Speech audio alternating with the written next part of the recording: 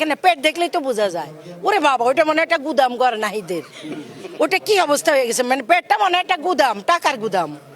কিভাবে ফুলে বলছে দেখেন না, ওই যে রাজহাঁসের মতো এরকম হেলে দুলে হাঁটে আর ওই যে চাপাইগিরি করে। টাকা পাইছে কই? কি ছিল এদের অস্তিত্ব? মেসে থাকতো, স্যান্ডেল মাথার তলে নিয়ে ঘুমাইতো। এরা নিজেরাই বলছে তাদের পকেটে 2000 টাকা চাইলে পাইতো না, তারা বহুত কষ্টে ছিল। আজকে তারা টাকার পাহাড়, আঙ্গুল ফুলে কলা গাছ। কেন? ওনারা নির্বাচন করছে, মানে ওদের বাপদাদা 14 গোষ্ঠী রাজা বাচ্চা ছিল, সে টাকা দিয়ে এখন নির্বাচন করছে। এগুলোর হিসাব দিবে করেই তো তাদের এই সমস্ত দুনপুন, ভণ্ডামি, প্রতারণা, এগুলো অবশ্যই দুর্নীতি করেছে। দুর্নীতি না করলে চাকচিকে চেহারা আসে কোথাও? আমার তো মনে হয় প্রতিদিন জেন্টস পার্লারে যায়, তারা জেন্টস পার্লারে যায়, চেহারা চকচক আসে কোথায়? আগে ছিল কেমন আর এখন কিরকম হয়েছে? তরতাজা, টকটকা। কেন? মানুষের টাকা তো। ওনারা মনে করে ওনারা একটা হুমকি দিলেই মানুষ চুপসে যাবে। সেই চুপসে যাওয়ার দিন শেষ। জনগণ রাস্তায় নেমে আসছে। দীর্ঘ 17 বছর জাতীয়তাবাদী দল আন্দোলন করেছে, সংগ্রাম করেছে, গুম হয়েছে, খুন হয়েছে, নির্যাতিত হয়েছে। জাতীয়তাবাদী দল কিন্তু রাজপথ ছেড়ে যায়নি। আর এরা কোথায় ছিল? এদের অস্তিত্ব কোথায় ছিল? এই দেশের জন্য তাদের এত মায়া। এই যে এখন গ্যাস সিলিন্ডার নাই দীর্ঘ প্রায় আজকে 16-17 দিন, কই এদের আন্দোলন কোথায়? শাহবাগে তো এখন যায় বসে না। আমরা তো দেখি না যে জনগণের প্রেম তাদের ভিতরে উঠতে, ওটা তো দেখতেছি না। কথা কথা যায় তো আয় রাজুতে আয়। কেন? রাজুতে তো এখন আর আসে না জনগণের জন্য। কি জন্য আসবে? ওরা বলে আমরা আবার আন্দোলন ডাক দিব। আরে বেটা, এখন কি 2024 সাল? তোমরা ডাক দিলেই আসবে। এখন কি হাসিনাকে পালাইতে হবে? সেরকম কেউ আছে? তোমাদের কথা মতোই দৌড়াই আসবে জনগণ। জনগণ এখন পাইলে তোমাদেরকে আরো ইচ্ছা মতন কেলায়। ওই যে কয়দিন আগে দিছে না কালাইয়া, সাধারণ জনগণ বলছে না এই বেটা তো বাপদাদার রাস্তা নাকি, তোরা অনেক যন্ত্রণা দিছিস আমাদেরকে। মানে ওরা এইভাবে মব সৃষ্টি করে। ওরা আবার বলে বিএনপি নাকি ছাত্রদল প্রোগ্রাম করে দিতেছে নির্বাচন কমিশনে, ছাত্রদল নাকি মব সৃষ্টি করতেছে। ছাত্রদল জীবনেও মব সৃষ্টি করে না, মব সৃষ্টির রাজনীতিও ছাত্রদল করে না। যৌক্তিক দাবি যেটা, তোদের চুরি ধরামি বন্ডামি করার জন্য ওগুলো প্রতিবাদ করতেছে ওখানে বসে।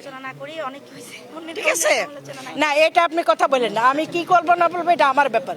সমালোচনা করবো না কি করবো এটা আমার এখতিয়ার। আপনি ভদ্রভাবে বলতে পারেন, আমি এত ভদ্রভাবে বলতে পারি না। এগুলো বলবেন না কোনো লাইভ টেপের মধ্যে। আপনি আলাদা বললেন, আপনার কিছু বলার থাকবে। সমালোচনা করবেন আমার নেতাকে, বলে অশিক্ষিত নেতা। আপনি আবার বলেন আপনি না, আপনি চুপ থাকেন, আপনি কথা বলেন না আমার সাথে। আপনারটা আপনি বলেন, আপনি ভদ্র ভাষায় বলেন।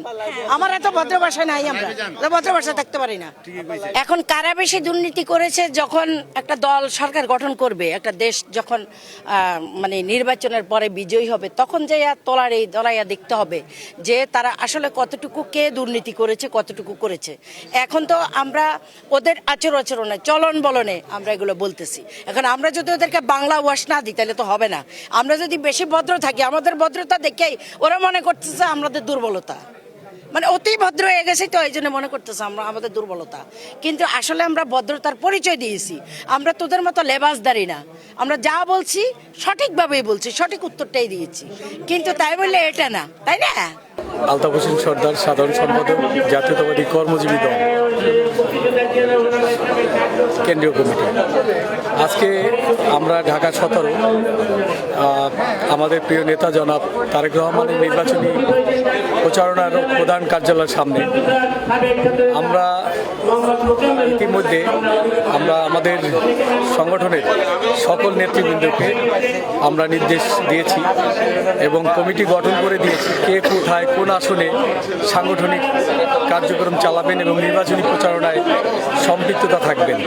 সেই ক্ষেত্রে আমরা ঢাকা 17 আমাদের বিএনপি চেয়ারম্যান জনাব তারেক রহমানের এই 17 আসনে আমরা দল মত নির্বিশেষে আমাদের জাতীয়তাবাদী কর্মজীবী দলের সকল নেতাকর্মী এবং আমাদের যে টিম, এখানে যারা আমরা টিম করে দিয়েছি গুলশান বনানীতে, এখানে যারা সরকারি কর্মকর্তা কর্মচারীদের বাসস্থান এখানে রয়েছে অনেক, আমরা সেই এলাকায় সেই বাসস্থানেই আমরা তারেক রহমানের ধানের শীষের প্রতীকের নির্বাচনী প্রচারণায় আমরা সাংগঠনিক নির্বাচনী প্রচারণা চালাবো এবং 22 তারিখে আমাদের নির্দেশনা আছে। 22 তারিখে আমরা জনাব তারেক রহমানের এই প্রচারণার কাজ আমরা শুরু করব।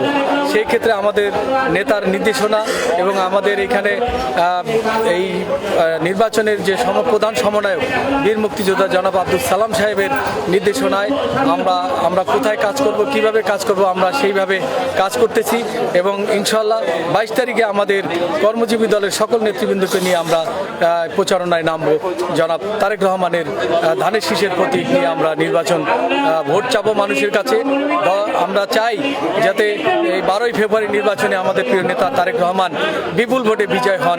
আমরা সেই চেষ্টা নিয়ে আগাচ্ছি এবং সেই কাজ করার জন্য কিছু পরামর্শ, কিছু লিফলেট আমরা এই কার্যালয় থেকে আমরা সংগ্রহ করে আমরা সেই প্রচারণার কাজে লিপ্ত হবে এবং মানুষের কাছে যেটা আমরা আশ্বাস পেয়েছি যে দলমত নির্বিশেষে জনাব তারেক রহমানকে ঢাকা 17 আসনে উনি বিপুল ভোটে জয় হবেন, এরকম মানুষ ভোট দেবেন, সেই প্রচেষ্টা নিয়ে আমরা কার্যক্রমে এগিয়ে যাচ্ছি।